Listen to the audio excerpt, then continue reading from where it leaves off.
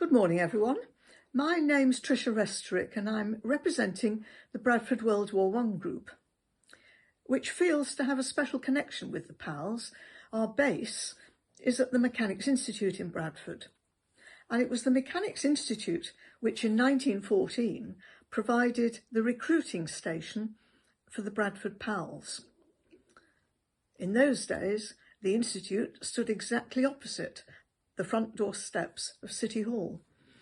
And when the Lord Mayor called on the citizens of Bradford to step forward as volunteers to form a new battalion, it was quite convenient for them to come to the Mechanics Institute.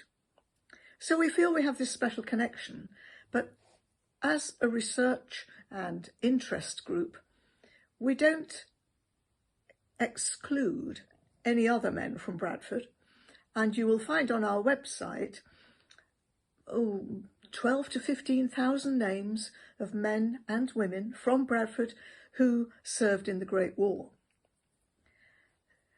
During the centenary between 2014 and 2019, our interest was to try and include as many people in Bradford as we could and reflect the experience of all those people who came from quite different backgrounds.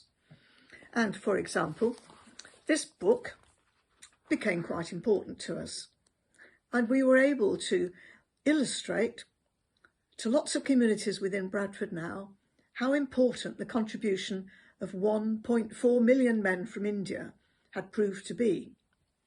Similarly, we included in our exhibition for the armistice representatives of all nations who in some way or other were connected with the conflict.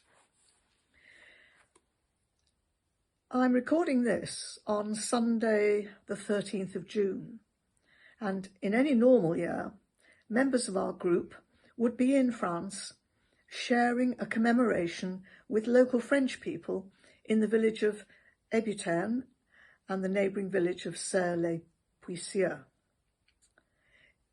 In 1915, those two villages were deeply involved in the most terrible battle that the French troops fought. And almost exactly a year later, in 1916, that's where our pals suffered huge losses. So on this day, we would normally be sharing services of remembrance with the people of France.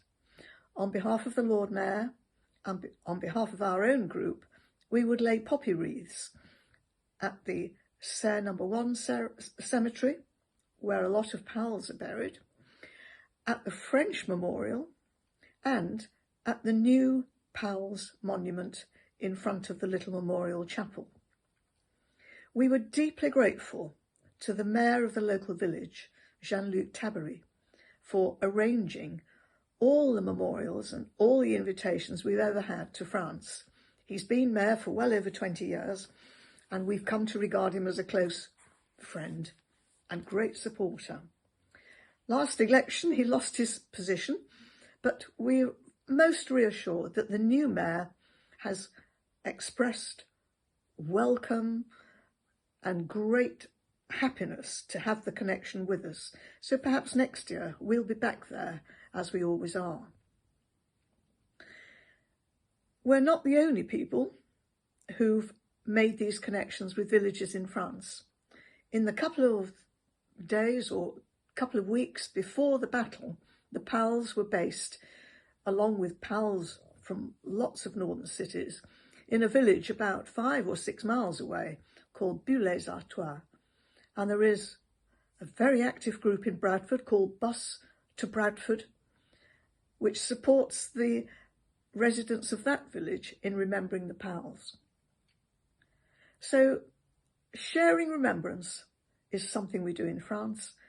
Sharing remembrance is something we do in Bradford. And if we can help any communities in Bradford to understand the war, understand the participation of their countries in that war, we're only pleased to do it.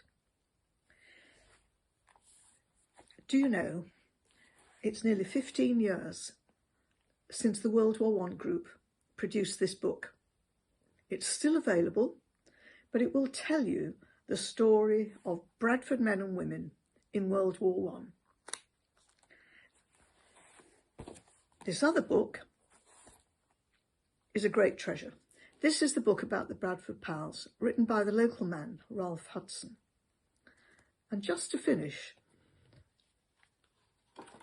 I'm going to show you a little photograph at the back of the book, which shows a proud father from Bradford standing at the grave of his son. The most remarkable thing about the photograph is that the inscription on that headstone almost moves me to tears every time I speak about it, but it's something that we should all remember. The inscription is like this: "To the world, you were a soldier. To me, you were the world."